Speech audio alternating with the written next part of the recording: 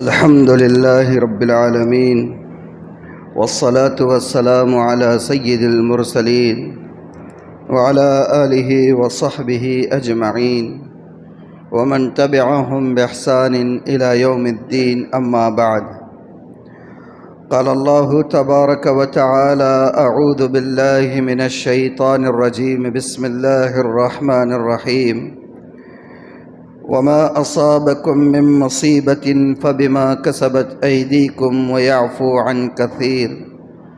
صدق الله مولانا العظيم. قابل صد احترام بزرگوں، عزیز دوستوں اور بھائیوں، ہمارے وطن عزیز اور ہمارے ملک کے حالات پر اگر ہم غور کریں اور گزشتہ کئی سالوں سے اس ملک میں امت مسلمہ کے حالات کا اگر تجزیہ کریں تو ہم یہ دیکھتے ہیں کہ مسلمان اس ملک میں مستقل مسائل کا شکار ہے. کوئی لمحہ، کوئی وقت ایسا نہیں گزرتا ہے جس میں مسلمانوں کو کسی نہ کسی مسئلے کا سامنا نہ ہو. 2014 کے بعد سے، بلکہ کہنا چاہیے کہ اس سے پہلے سے بھی مستقل پارلیمنٹ کے ذریعے، میڈیا کے ذریعے اقتدار کا فائدہ اٹھاتے ہوئے مسلمانوں کو حاشیے پر کرنے کی کوششیں کی جا رہی ہیں. کبھی طلاق کا مسئلہ ہے، کبھی حجاب کا مسئلہ ہے، کبھی وراثت کے مسائل ہیں، تو کبھی مسجدوں کے اوپر مندروں کے قبضوں کی بات کی جا رہی ہیں. کہیں موب لنچنگ کا مسلمان شکار ہو رہا ہے، کہیں گو رکشا کے نام پر قتل عام ہو رہا ہے، اور اب تو ایسی نفرت کو عام کر دیا گیا ہے کہ ہر شخص ہاتھ میں تیر تلوار کے انداز میں نظر آ رہا ہے. کوئی کسی کو آتا ہے، مار دیتا ہے اور کہتا ہے کہ اتنے ہوئے اور ابھی اتنے باقی ہے. ایسے کلپس بھی سامنے آ رہے ہیں. اوقاف کا مسئلہ گزشتہ 2-4 ہفتوں سے یہاں مستقل بات بھی ہو رہی ہے، اور جب کبھی ایسے مسائل مسلمانوں کے ہوئے، مسلمانوں کی طرف سے احتجاجات بھی ہوتے ہیں، دھرنے بھی ہوتے ہیں، مذمتی اجلاس بھی ہوتے ہیں، ہر سطح پر کوششیں جاری ہیں. لیکن مجھے آج جس طرف توجہ دلانا ہے وہ یہ ہے کہ ان سارے حالات میں مسلمانوں کی ہر طرح کی تدبیروں کے باوجود، ہر طرح کے احتجاج کے باوجود اور ہر طرح کی کوششوں کے باوجود حالات جوں کہ توں ہیں، بدلنے کا نام نہیں لے رہے. طلاق کے وقت میں پوری مسلم امت روڈ پر آ گئی. خواتین کا جمع غفیر پورے ملک میں جگہ جگہ پر آیا. احتجاجات انہوں نے درج کرائے. ہزاروں، لاکھوں، کروڑوں سگنیچر جمع کیے گئے. لیکن جو قانون حکومت کو بنانا تھا وہ قانون حکومت نے بنا دیا. تو آخر کیا وجہ ہے کہ ایسے جب بھی مسائل سامنے آتے ہیں مسلمان اس کے خلاف کمر بستہ ہو کر احتجاج بھی کرتے ہیں، اپنی مذمت کا اظہار بھی کرتے ہیں، اپنی ناراضگی کا اظہار بھی کرتے ہیں، لیکن حالات ہیں کہ بدلنے کا نام نہیں لے رہے. تو یہ غور کرنا پڑے گا. قرآن میں اللہ تعالیٰ فرماتے ہیں: وَمَا أَصَابَكُم مِّن مُّصِيبَةٍ فَبِمَا كَسَبَتْ أَيْدِيكُمْ وَيَعْفُو عَن كَثِيرٍ. کہ تمہیں جو کچھ بھی حالات پہنچتے ہیں یہ حالات تمہارے اپنے ہاتھوں کا کیے دھرا ہوتا ہے. یہ جو حالات ہیں، تمہارے جو اعمال ہیں، تمہاری جو کرتوت ہیں، تمہاری جو حرکتیں ہیں، جس ڈگر پر تم چلے جا رہے ہو، جس نہج کی زندگی تم گزار رہے ہو، جیسے قرآن کو تم پیچھے چھوڑے ہوئے ہوں، جیسے حلال اور حرام کی تمیز سے بالاتر ہو چکے ہوں، ان حالات کی مار ہوتی ہیں کہ زمانے میں حالات سدھرنے کا نام نہیں لیتے. اللہ تعالیٰ نے آگے فرمایا کہ وَيَعْفُو عَن كَثِيرٍ. اور یہ جو حالات تم دیکھتے ہو یہ تو بہت تھوڑے ہیں. زیادہ تر تو اللہ تعالیٰ معاف فرما دیتے ہیں، ورنہ ہمارے اعمال، ہماری کرتوت، ہماری حرکتیں، ہمارا زندگی گزارنے کا نہج وہ تو ایسا ہوتا ہے کہ جس قدر جتنی نعمتیں ہمیں میسر ہیں وہ بھی میسر نہ ہو۔ اللہ تعالیٰ فرماتے ہیں وَيَعْفُ عَنْ كَثِيرٍ، زیادہ تر سے تو وہ معاف فرما دیتا ہے، بہت ساری چیزوں کو درگزر فرما دیتا ہے۔ اللہ حلیم ہے، 100% پکڑ نہیں فرماتا۔ اللہ کریم ہے، بغیر استحقاق کے عطا فرماتا ہے۔ کتنی نعمتیں ہیں جن سے ہم جو ہے مستفید ہوتے رہتے ہیں۔ آج بھی دیکھ لیجئے مسلمانوں کا جو امراء کا طبقہ ہے، کیا آج شادی بیاہ میں اور ان کی معاشرت میں، ان کے لین دین میں، ان کے رہن سہن میں تھوڑا سا نظر ماریے آپ تو آپ کو اندازہ ہوگا کہ کہیں سے بھی ایسا محسوس ہوتا ہے کہ یہ اس ملت کے افراد ہیں جو ملت گزشتہ کئی دہائیوں سے اس ملک میں اپنے دینی شعار کو بچانے کے لیے جاں کنی کے عالم میں محسوس ہوتا ہے۔ مسلمانوں کے امیر طبقے کو دیکھ کر، ان کی بود و باش کو دیکھ کر، ان کے رہن و سہن کو دیکھ کر، ان کے طرز زندگی کو دیکھ کر، ان کے کھانے پینے گھر بار کو دیکھ کر کہیں محسوس ہوتا ہے وہ تو اللہ کریم ہے کہ بغیر استحقاق کے عطا فرماتا ہے۔ اللہ حلیم ہے کہ اللہ پکڑ نہیں فرماتا ہے پوری طور پر، بلکہ وہ موقع دیتا ہے۔ اللہ کیا دیتا ہے؟ مہلت دیتا ہے۔ جب تک سانس ہے، جب تک اللہ انسان کو توبہ کا موقع دیتا ہے کہ اب توبہ کر، حالات درست ہو جائیں۔ توبہ کہتے ہی ہیں رجوع ہونے کو، لوٹ آنے کو، پلٹنے کو کہتے ہیں توبہ۔ اور اللہ ایسے حلیم ہے کہ انسان کی آخری سانس تک انسان کو اللہ تعالیٰ موقع فراہم کرتے رہتے ہیں کہ توبہ کر لیں۔ اب آپ کہیں گے کہ توبہ تو ہم کرتے ہیں، پھر حالات سدھرتے کیوں نہیں ہیں؟ تو توبہ جیسی چاہیے وہ توبہ ہمارے پاس نہیں ہے۔ توبہ کے لیے بنیادی طور پر چند شرائط ہیں جن شرائط کا ہم پاس و لحاظ نہیں رکھتے۔ توبہ کے لیے پہلی شرط تو یہ ہوتی ہے کہ انسان اپنے اعمال کو درست کر لے۔ جن اعمال، جن کرتوت، جن حرکتوں اور جن گناہوں سے توبہ کیا ہے، انسان ان اعمال کو پہلے درست کر لے اور اس کے بعد توبہ کرے، اور یہ عزم کریں کہ اب زندگی میں کبھی جو ہے میں اس کی طرف نہیں پلٹوں گا، تو حالات اللہ تعالیٰ پلٹتے ہیں۔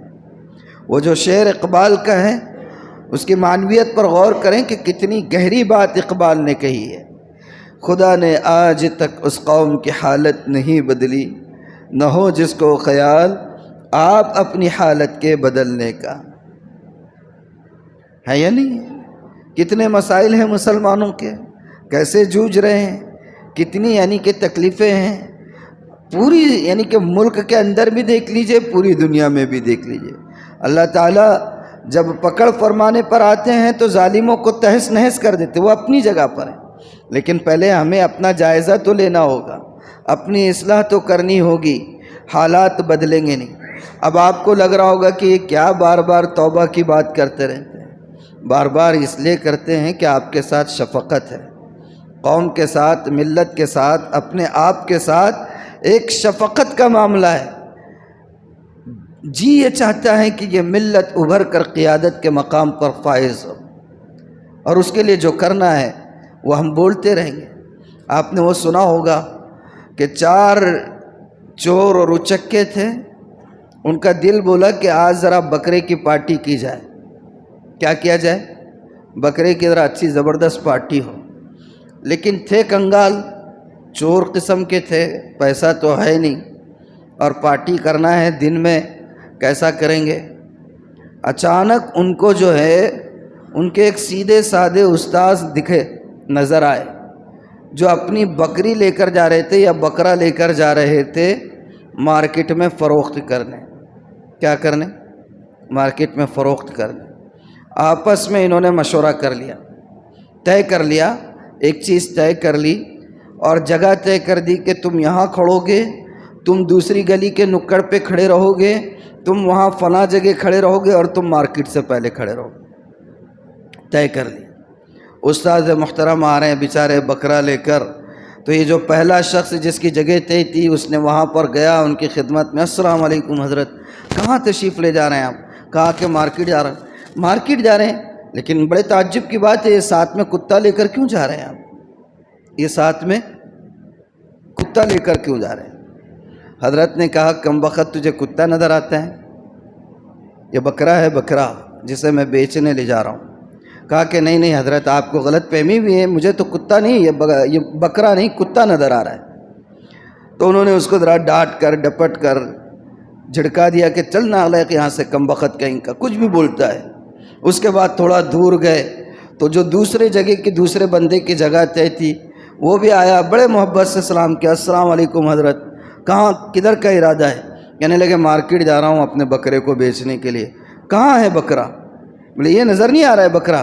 حضرت مذاق کر رہے ہیں آپ، یہ تو کتا ہے، یہ تو کتا ہے، آپ بکرا کہہ رہے ہیں۔ حضرت نے اس کو بھی ڈانٹ دیا۔ آگے گئے، تیسرا ملا اور تیسرے نے بھی ویسے ہی کہا، تیسرے نے بھی ویسے ہی کہا کہ یہ تو کتا ہے، بکرا نہیں ہے۔ اب حضرت تھوڑے سے یہ ہو گئے کہ لگا یار یہ پہلے نے بھی بولا، یہ دوسرے نے بھی بولا، اب یہ تیسرا بول رہا ہے، مگر پھر بھی یہ تھا کہ میں گھر سے بکرا لے کر نکلا ہوں، اس لیے اس کو بھی جو ہے ڈانٹ ڈپٹ کر بھگا دیا اور آگے مارکیٹ میں گئے۔ اور جب مارکیٹ کے گیٹ پر پہنچ رہے تو وہاں چوتھا کھڑا ہوا تھا، اس نے بھی سلام کیا محبت سے، بڑے ادب سے پیش آیا، حضرت کہاں کا ارادہ ہے؟ کہا کہ بیٹا مارکیٹ میں آیا ہوں، ابھی اس بکرے کو بیچنا ہے۔ کہا کہ بکرا کہاں ہے؟ کہا یہ نظر نہیں آ رہا ہے۔ حضرت کیا مذاق کر رہے ہو، یہ بھی کوئی بکرا ہے، یہ تو آپ نے کتا لے کر آئے۔ حضرت اب تھوڑے سے اور بھی سہم گئے اور کہا کہ یار ایک غلط ہو سکتا ہے، دو غلط ہو سکتے ہیں، تین غلط، چار کیسے ہوں گے؟ ہو سکتا ہے مجھے ہی کچھ نظر نہ آ رہا ہو یا کچھ اثرات وغیرہ ہو گئے ہو سکتا ہے یہ کتا ہی ہوگا، میں بکرا سمجھ کر آیا ہوں۔ حضرت نے اپنے ہاتھ کی رسی چھوڑ دی اور وہاں سے واپس چلے گئے۔ اس چوتھے نے اس کو پکڑ لیا حضرت کے جانے کے بعد، اور وہ چاروں مل کر پھر بعد میں انہوں نے اپنی زبردست پارٹی منائی۔ تو بار بار بولنے سے اگر غلط بات بھی ہو تو اس کے صحیح ہونے کا یقین ہو جاتا ہے، اور اگر صحیح بات کو بار بار بولا جائے تو اس کا اثر کتنا ہونا چاہیے۔ ہم جو آپ سے یہ کہتے ہیں کہ حالات کے درست ہونے کی وجہ اگر اسباب ہیں تو یقیناً اسباب ہیں، اسباب سے حالات درست ہو سکتے ہیں، لیکن اسباب سے پہلے اللہ کی طرف رجوع کرنا ضروری ہے۔ اوقاف کا مسئلہ ہے، اسباب استعمال کرنے ہیں، مسلم پرسنل لا بورڈ یا دیگر تنظیمیں اسباب استعمال کر رہی ہیں، لیکن ہمارا فریضہ ہے کہ ہم اسباب سے پہلے اللہ کی طرف رجوع ہو کر اپنے اعمال کی درستگی کا اقرار کرتے ہوئے توبہ کرنے والے بنیں۔ اگر اللہ سے پہلے رجوع نہیں ہوگا اور صرف اسباب پر توکل ہوگا تو صبح قیامت تک بھی تبدیلی نہیں آنے والی۔ بدر کا موقع یاد کیجئے، اللہ کے رسول نکلے ہیں صحابہ کی ایک چھوٹی سی جماعت کو لے کر، آپ نے پڑاؤ ڈال دیا ہے، میدان کارزار طے ہو گیا ہے کہ یہاں پر ہم لوگ رہیں گے، یہاں میدان میں جنگ ہوگی، مدر کفار وہاں ہیں، لیکن رات بھر اللہ کے رسول کا معمول کیا تھا؟ سجدے میں پیشانی آپ کی ٹکی ہوئی تھی اور آپ گڑ گڑا رہے تھے، رو رہے تھے، اور ایسی عاجزی کے ساتھ آپ رو رہے تھے کہ بار بار آپ کے شانہ مبارک سے آپ کی ردائے مبارک ڈھل ڈھل جایا کرتی تھی، اور ابو بکر صدیق اس چادر کو اٹھا کر اڑایا کرتے اور کہا کرتے کہ اللہ کے رسول اب بس کیجئے، اپنی جان پر رحم کیجئے۔ کیا اللہ کے رسول کو اللہ کی نصرت پر یقین نہیں تھا؟ کیا اللہ کے وعدے پر آپ کو یقین نہیں تھا؟ آپ سے زیادہ اللہ کے وعدے پر یقین کرنے والا اس کائنات میں کون ہو سکتا ہے؟ لیکن آپ دیکھیں کہ صبح میں معرکہ کارزار گرم ہونے والا ہے اور رات بھر اللہ کا محبوب اللہ کے سامنے اور رجوع اللہ میں لگا ہوا ہے۔ یہ کیا بتا رہا ہے کہ حالات ہوتے رہیں گے، اسباب استعمال کرنا ہوگا، کرتے رہنا ہے، لیکن اسباب کے استعمال کرنے سے پہلے ہمیں اپنے حالات کو درست کرنے کے لیے اللہ کی طرف رجوع کرنا، اپنے اعمال کے اصلاح کا وعدہ کرنا اور توبہ کرنا ضروری ہے۔ اس کے بغیر ہزار اسباب ہو کچھ نہیں ہونے والا ہے۔ اور دوسری بات یہ ذہن میں رکھے کہ حالات کیسے ہی خطرناک ہو جائے، کتنے ہی دگرگو ہو جائے، اگر ہم اللہ کی توحید پر قائم رہیں اور اللہ سے رجوع کرتے رہیں تو ضروری نہیں ہے کہ ہمارے رجوع کرتے اور توبہ کرتے ہی رزلٹ ہماری دعا کے مطابق ملنا شروع ہو جائے۔ میں آپ کو بتا دوں کہ فرعون نے خواب دیکھا تھا کہ کوئی شخص میرے محل کو آگ لگا رہا ہے اور قبطیوں کے گھروں کو آگ لگا رہا ہے۔ اس کو کسی نے تعبیر دی کہ بنی اسرائیل میں کوئی بچہ پیدا ہوگا اور وہ آپ کی لنکا کو ڈھائے گا۔ اس نے آرڈیننس پاس کر دیا کہ جتنے بچے پیدا ہوں سب کو ختم کر دیا جائے، لیکن دیکھیں کہ اللہ ظالموں کو جب ختم کرنے پر آتا ہے تو ان کی ہزار تدبیریں، وہ NRC لائیں، وہ جو چاہیں کر لیں، لیکن ان کی ہزار تدبیروں کے باوجود اللہ تعالیٰ کیسا نظام فرماتا ہے۔ دیکھیے فرعون کو پتہ چلا کہ کوئی بچہ پیدا ہوگا جو اس کی لنکا کو ڈھائے گا۔ اس نے آرڈیننس پاس کیا کہ جو بچہ بھی بنی اسرائیل میں پیدا ہو اس کو فوراً موت کے گھاٹ اتارا جائے۔ 12,000 بچے چند مہینوں میں یا چند سالوں میں اس نے موت کے گھاٹ اتار دیے، لیکن وہ بچہ جس کے ذریعے اس کی لنکا کو ڈھایا جانے والا تھا اسی بچے کو اللہ نے خود اس کے محل میں پالا ہے۔ ظالم کتنا ہی طاقتور ہو، کتنا ہی اقتدار کے نشے سے سرشار ہو، ظلم کی کتنے ہی پہاڑ توڑنے لگ جائیں، اللہ کا کوڑا جب چلتا ہے تو عقل مار کھا جاتی ہے، عقل سے اندھا ہو جاتا ہے، پھر سجائی نہیں دیتا ہے۔ اور دیکھیں توبہ، بنی اسرائیل نے بھی توبہ کی، حضرت موسیٰ علیہ السلام کے کہنے پر انہوں نے رجوع اللہ کیا، اور توبہ کرتے ہی حضرت موسیٰ کی جو ہے توبہ قبول ہو گئی، دعا قبول ہو گئی کہ فرعون کو غرق کرے گا اللہ تعالیٰ۔ لیکن علماء لکھتے ہیں کہ حضرت موسیٰ علیہ السلام کی دعا اور اس دعا کی قبولیت کے 40 سال کے بعد اللہ تعالیٰ نے فرعون کو پانی میں غرق کیا ہے۔ جمنا پڑتا ہے، اللہ کی ذات پر یقین رکھنا ہوتا ہے، تب کہیں جا کر حالات اللہ تعالیٰ سدھارتا ہے۔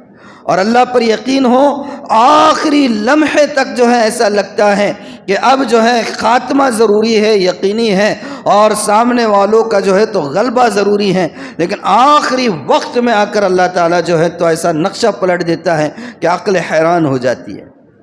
کیا بنی اسرائیل کو نہیں لگا تھا جب حضرت موسیٰ علیہ السلام نے انہیں راتوں رات لے کر نکلے تھے اور دریا عبور کر رہے تھے، دریا کے بیچوں بیچ اللہ تعالیٰ کے قدرت سے سمندر کے اندر راستے بن گئے، اور دریا کے بیچوں بیچ جب پہنچ گئے تو دیکھا کہ فرعون اور اس کا لاکھوں کا لشکر جو ہے وہاں پر موجود ہے، اور وہ بھی اس راستے سے چلا آ رہا ہے۔ راستہ ان کے لیے بھی ہے، اس راستے سے چل کر آ رہے ہیں سمندر کے اندر، اور یہ ہزاروں کی تعداد میں، وہ لاکھوں کی تعداد میں۔ آپ سوچیں ان کے جو الفاظ قرآن نے نقل کیے ہیں، اِنَّا لَمُدْرَكُونَ، کہ اب تو ہم پکڑے گئے، یہ کیا کر دیا موسیٰ، تم نے تو موت کے منہ میں لے کر آ گئے، ہم تو پکڑے گئے۔ حضرت موسیٰ علیہ السلام کے الفاظ کیا تھے؟ کَلَّا اِنَّ مَعِیَ رَبِّی سَیَہْدِینِ، ہرگز نہیں، میرا رب میرے ساتھ ہے، وہ مجھے جو ہے راستہ دے گا۔ یہ ادھر پار ہوئے، یہ درمیان میں پہنچے، اللہ نے راستے کو ختم کر دیا، سمندر کا پانی پھر جیسے کہ ویسے ہو گیا، اور فرعون اور اس کا لشکر جو لاکھوں کی تعداد میں تھا آن کی آن میں جو ہے صف ہستی سے مٹ کر رہ گئے۔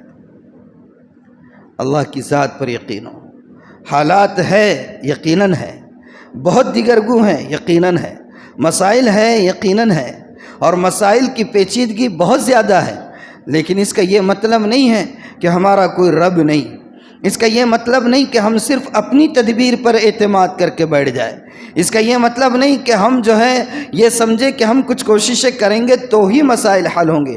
یقیناً ہم کو کوشش کرنا ہوگا، یقیناً ہمیں اسباب کو اختیار کرنا ہوگا، یقیناً ہمیں تدبیر اپنانی ہوگی، لیکن اس تدبیر کے اپنانے سے پہلے ہمیں اپنے حالات کو درست کرنے کے لیے اللہ سے رجوع کرنا ہوگا۔ اس لیے کہ ہم نے ایک نہیں کئی مرتبہ تاریخ میں یہ دیکھا ہے کہ آخری لمحے میں بھی اللہ تعالیٰ نے ظالموں کو جو ہے رسوا کیا ہے، ظالموں کو اللہ نے آخری لمحے میں پہنچ کر بھی رسوا کیا ہے۔ حضرت ابوبکر صدیق غار کے اندر ہیں، رسالت مآب صلی اللہ علیہ وسلم بھی تشریف فرما ہے، کفار ڈھونڈتے ڈھونڈتے غار کے دہانے پر پہنچ گئے ہیں۔ ابوبکر صدیق کی نظر اوپر اٹھتی ہیں تو دیکھتے ہیں کہ کافروں کے قدم نظر آ رہے ہیں اور ان کی آہٹ سنائی دے رہی ہے۔ اللہ کے رسول سے کہتے ہیں، اللہ کے رسول، اگر ان کافروں نے اپنی نظریں اپنے پیروں کی طرف کر دی تو ہم کو دیکھ لیں گے۔ تو اس وقت اللہ کے رسول نے کیا کہا تھا؟ کیا کہا؟ لا تحزن ان اللہ معنا، غم نہ کرو، غم نہ کرو، اللہ ہمارے ساتھ ہے۔ اور جب اللہ ساتھ ہو جائیں تو پھر پوری دنیا مل کر بھی کسی کا بال بھی باقا نہیں کر سکتی ہے، کسی کا بال بھی باقا نہیں کر سکتی۔ اللہ کی ذات پر یقین ہونا چاہیے۔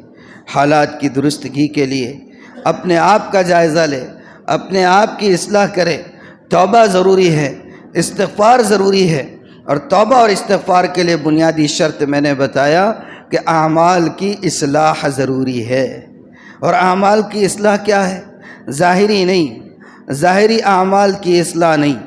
آج ہم نے اپنے آپ کو رسمی طور پر مسلمان بنایا ہوا ہے، ہمارے اللہ کے کرم سے چہروں پر داڑھی کا نور ہے، اور ہم جو ہیں ایمان کی قوت پر بہت مدلل بیانات بھی کرتے ہیں، لیکن ہمارا ایمان ہمیں ڈنڈی مارنے سے نہیں روکتا ہے، ہمارا ایمان دوسروں کے پیسے ہڑپنے سے ہمیں روکتا نہیں ہے، خیانت کرنے سے روکتا نہیں ہے، جھوٹ بولنے سے روکتا نہیں ہے، بہنوں کے حقوق کھانے سے روکتا نہیں ہے۔ ہاں، خلاف شرع تھوکتا بھی نہیں ہے، خلاف شرع تھوکتا بھی نہیں ہے، اندھیرے اجالے سے چوکتا بھی نہیں ہے۔ یہ حال آج ہم میں سے ہر ایک کا ہے۔ اگر ہم چاہتے ہیں کہ ہمارے حالات درست ہو تو ہمیں اپنے اعمال کی اصلاح کی طرف توجہ کرنی ہوگی، اور جو ہمارے بڑے ہیں، جو ہماری مرکزی قیادتیں ہیں، جو مذہبی تنظیمیں ہیں، جو ہمارے حالات کی درستگی کے لیے متفقہ طور پر جو لائے عمل طے کر رہے ہیں، اپنے ان بڑوں کی ہدایات کے مطابق ہمیں اس میں اپنا حصہ لگانا چاہیے۔ آج اوقاف کا مسئلہ ہے، دیکھیں اللہ کی قدرت کیسی ہوتی ہے، بات درمیان میں آ گئی ہے۔ فلسطین تقریباً سال ڈیڑھ سال سے جوجھ رہا ہے، اور اس کی اینٹ سے اینٹ اسرائیل نے بجا دی ہے۔ ہزاروں بچے، بوڑھے، خواتین، کمزور اور نہتے شہید ہو چکے ہیں۔ اللہ کی مار کیسی پڑتی ہے دیکھیے، کہ جن معصوم بچوں کو اور عورتوں کو اور خواتین کو اور بوڑھوں کو جنہوں نے بے گھر کیا تھا، آج مضبوط گھر ہونے کے باوجود اپنے گھروں کے ساز و سامان کو لے کر ملک سے باہر بھاگنے کے لیے بے چین۔ ایسی آگ پکڑی ہے اللہ کے عذاب کی کہ بھاگ رہے ہیں۔ اور وہ اسرائیل جو کبھی جو ہے صرف نخوت میں اور گھمنڈ میں، جس کے بات کرنے کا انداز، جس کا ایٹیٹیوڈ سے گھمنڈ کی بو آتی تھی، آج پوری دنیا سے مدد مانگ رہا ہے، مدد کی بھیک مانگ رہا ہے۔ اللہ کے عذاب سے کوئی نہیں بچ سکتا ہے، اللہ کی پکڑ سے کوئی نہیں بچ سکتا ہے۔ ظلم کے ساتھ کوئی بھی قوم، کوئی بھی حکومت، کوئی بھی فرد، کوئی بھی تنظیم پنپ نہیں سکتے ہیں۔ ہاں، مہلت ضرور ملتی ہے ظلم کے ساتھ، لیکن ظلم کے ساتھ استحکام نہیں ملتا ہے، ظلم کو کبھی دوام نہیں ہے، ظلم کو کبھی آدمی ہمیشہ کے ساتھ برقرار نہیں رہ سکتا ہے، کہیں نہ کہیں جا کر اس کے نخوت کو جو ہے تو ٹھیس پہنچتی ہے۔ یہاں پر بہت بڑے بڑے بلند بانگ دعوے، ایسے ہے اور ویسے ہے اور 56 انچ کا سینہ ہے اور یہ ہے، اور اپنے ملک کے جو ہے باشندوں کو بیڑیوں میں بیڑیا پہنا کر ڈپورٹ کروانے سے بچا نہیں سکتے، دنیا کے سامنے جو ہے تو حقیر بن کر رہ جاتے ہیں۔ تو انسان چاہے کیسا ہی گھمنڈ کرے، بہرحال ظلم کو ختم ہونا ہوتا ہے۔ حالات جو ہیں، یہ حالات کا تقاضا یہ ہے کہ اسباب ہم اختیار کرتے رہیں گے، تدبیریں اپناتے رہیں گے، لیکن تدبیروں کے ساتھ ساتھ ایک مسلمان ہونے کی حیثیت سے ہمارا اولین فریضہ یہ ہے کہ ہم اپنی اصلاح کی طرف توجہ دیں، اپنے اعمال کو درست کریں۔ اور اعمال کا مطلب یہ نہیں ہے کہ چند ظاہری اعمال کو ہم جو ہے پابندی سے کرنے والے بن جائیں۔ اعمال کی اصلاح کا مطلب یہ ہے کہ ایمانیات، معاشرت، معاملات، اخلاقیات، یہ جتنی چیزیں ہیں 5 شعبے اسلام کے، ان تمام شعبوں میں ہم خالص بن کر اللہ کی نظر میں اتر جائیں اور اللہ سے توبہ کریں، انشاءاللہ حالات درست ہو کر رہیں گے، انشاءاللہ حالات درست ہو کر رہیں گے۔ توبہ کریں، استغفار کریں۔ وقت ابھی ہوا نہیں ہے، لیکن میں ابھی بات ختم کر رہا ہوں، اس لیے کہ بہت سخت تکلیف سے دوچار ہوں۔ ابھی کل روٹ کنال کرایا ہے اور ابھی تکلیف برقرار ہے، تو بہرحال مختصر سی بات یہی ہے کہ ان حالات کا تقاضا یہ ہے کہ ہماری مرکزی قیادتیں، ہمارے علماء، ہمارے بڑے، ہمارے سر کے تاج جو حالات کے سلسلے میں کوششیں کر رہے ہیں، ہو سکتا ہے کہ کچھ چیزیں ہماری سمجھ میں بھی نہ آئیں۔ مثال کے طور پر بتی گل کرنے کا، اب سطحیت کے طور پر یا وقتی طور پر ہو سکتا ہے سمجھ نہ آئے، لیکن بڑوں کی بڑی سوچ ہے، ہو سکتا ہے اس کے بھی دور رس اثرات ہو۔ قوم نے اتحاد کا ثبوت دیا، ایسے ہی آئندہ بھی کچھ اگر بڑوں کی طرف سے ہدایات آئے تو اس کو فالو کریں اور اپنے آپ کی اصلاح کریں، اللہ سے توبہ کریں۔ ایک مسلمان کا سب سے بڑا ہتھیار دعا ہی ہے، تو اللہ سے رجوع کرتے رہے حالات کی درستگی کے لیے اور توبہ کرتے رہیں۔ اللہ تعالی عمل کی توفیق عطا فرمائے۔ سنتیں آپ پڑھ لیجئے، انشاءاللہ وقت پر جماعت کھڑی کی جائے گی۔